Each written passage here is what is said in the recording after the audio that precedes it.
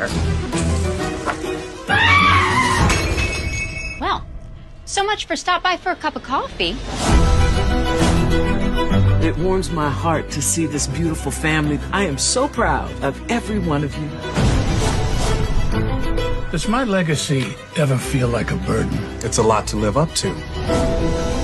Now you need to remember who you are. A Dupree woman. Find your inner strength.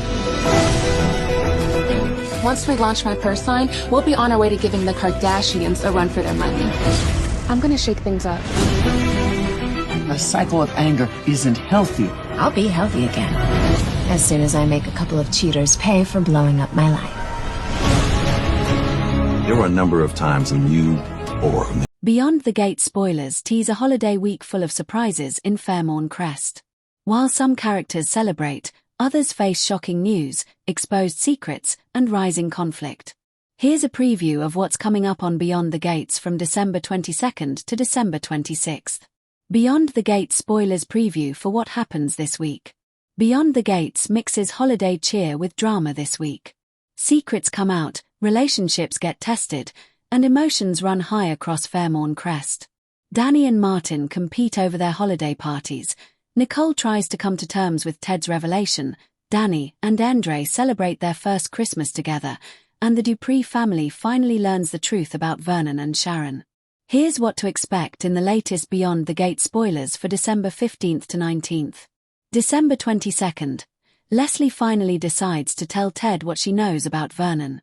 Anita receives upsetting news, and she struggles to handle it. Danny and Martin compete by throwing their own tree decorating parties. In a heartfelt moment, June reunites with a family member to celebrate holidays.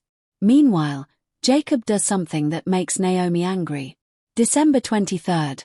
Nicole struggles to accept what Ted tells her.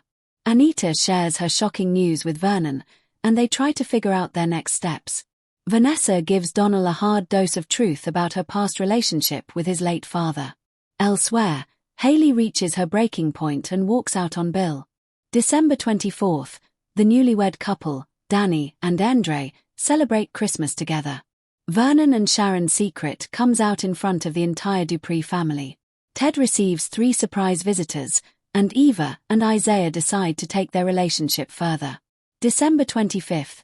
The show airs a rerun, giving fans another look at the Winterfest celebration. December 26th. A second rerun ends Winterfest with a performance by Keith Wyatt. Meanwhile, Kat makes an unexpected move, and Leslie warns that trouble is coming to Fairmont Crest. For the citizens of Harmonyville, Christmas is supposed to be a time of peace and goodwill. This year, the writers of Beyond the Gates are delivering a starkly different gift. A week of devastating confrontations, long-buried secrets clawing their way to the surface, and a holiday tragedy that will leave the canvas permanently scarred. Forget cozy firesides. The flames this week are those of revenge, passion, and destruction. Monday, December 22nd. Oh Holy Night of Reckoning. The week explodes open with the fallout from last Friday's cliffhanger, where District Attorney Marcus Thorne was seen loading a gun, his eyes fixed on the lavish Harmonyville hero ceremony at the Grand Hotel honoring none other than Mayor Alistair Vance. A ceremony interrupted. The award gala, a glittering facade of civic pride, is where multiple storylines converge. Elena, having finally deciphered the coded ledger from her mother's safe, realizes the HV payments don't stand for Harmonyville but for Holloway Vance. The revelation that her late mother and the mayor were secret business partners in the toxic land deal hits her publicly. She confronts Vance on the dais, microphone live, exposing the conspiracy to a stunned room of the town's elite. The mayor's smooth facade cracks, but he's prepared, producing a doctored document that frames Elena's mother as the sole mastermind. Marcus's justice. As Vance delivers his counterpunch, Marcus steps from the shadows. In a tense, silent scene, he raises the pistol. But it's not Vance he targets. In a shocking twist, he turns the gun on Commissioner Briggs, Vance's right-hand man and the officer who covered up the evidence that sent Marcus's brother to prison and ultimately to his death. A single shot rings out. Chaos erupts. Briggs goes down, but not before grabbing a service weapon from a nearby officer and returning fire. Marcus is hit, stumbling back through the French doors onto the frozen hotel terrace. Cliffhanger. As Elena screams and people scatter, we see Marcus, bleeding, crawling toward the terrace edge, high above the river. The final shot is of his hand slipping over the icy railing.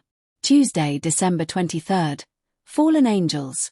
The aftermath of the shooting is a maelstrom of police sirens and panic. The fallout.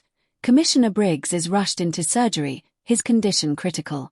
Mayor Vance seizes the narrative, proclaiming himself a target of a deranged conspiracy and painting Marcus as a crazed vigilante. He uses the event to call for a crackdown on the criminal elements destabilizing our town, a clear move against Elena and the now vulnerable Moretti family. Search for Marcus, Elena and Detective Rivera, operating on a fragile trust, bypass the compromised police chain. They find a blood trail leading not to the river, but to the old hotel service elevator. Marcus, wounded but alive, had doubled back. His hiding in the condemned River West annex of the hospital, the very wing built on the toxic land. In a poignant, gritty scene, Elena finds him. He's not looking for escape, he's looking for the final piece of evidence he hid there years ago, the original environmental report Vance buried. The other bombshell, at the same time, in the middle of the chaos at the police station, a pale and trembling Chloe Vance arrives. She's not there about her father. She hands a sealed envelope to Rivera. It contains a positive pregnancy test and a note. The father is Jackson Moretti. My father can never know. This secret, set against the backdrop of a potential homicide, creates a time bomb of its own. Wednesday, December 24th, Christmas Eve. What feasts at midnight? Christmas Eve brings no comfort, only deepening dread and too intimate, game-changing confrontations. Confrontation at the Coven. With the town reeling, the supernatural underpinnings of Harmonyville pulse with dark energy. Mona, the enigmatic leader of the River Coven, summons Gabriel. She reveals that the disturbance caused by the shooting, combined with the solstice, has weakened the gate beneath the town. She shows him a vision. The spirit of Thomas Holloway, Elena's ancestor, is not at rest, but is a furious, trapped entity, bound to the land Vance poisoned. Mona issues a dire warning. The gate doesn't just let things in.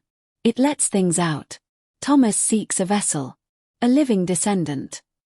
The target is clear, Elena or Gabriel. Jackson's choice. At the Moretti compound, a different storm brews. Jackson confesses everything to his father, Antonio. The affair with Chloe, the pregnancy, his fear of the Vance wrath. Antonio, seeing a path to ultimate vengeance against Vance, does not react with anger. He reacts with cold strategy. This isn't a problem, Figlio. This is a weapon. His heir, carrying our blood. We protect her. We use this. Jackson is horrified, realizing he's trapped his child in the very war he wanted to escape. Elena's sacrifice. In the River West Annex, Elena tends to Marcus's wound. In their vulnerable state, years of unspoken tension boil over, and they share a passionate, desperate kiss, a moment of solace before the storm. It's witnessed by Dr. Bennett, who has been secretly tracking Marcus. But Bennett isn't there to arrest him. He reveals he was Marcus's brother's cellmate and owes him a debt. He gives them until midnight to get the evidence and flee. Thursday, December 25th, Christmas Day. No silent night. Christmas Day is the calm before the cataclysm, where characters make choices that will define their futures. A twisted family dinner. The Vance Christmas dinner is a masterpiece of tension. Alistair, emboldened by the public sympathy, holds court.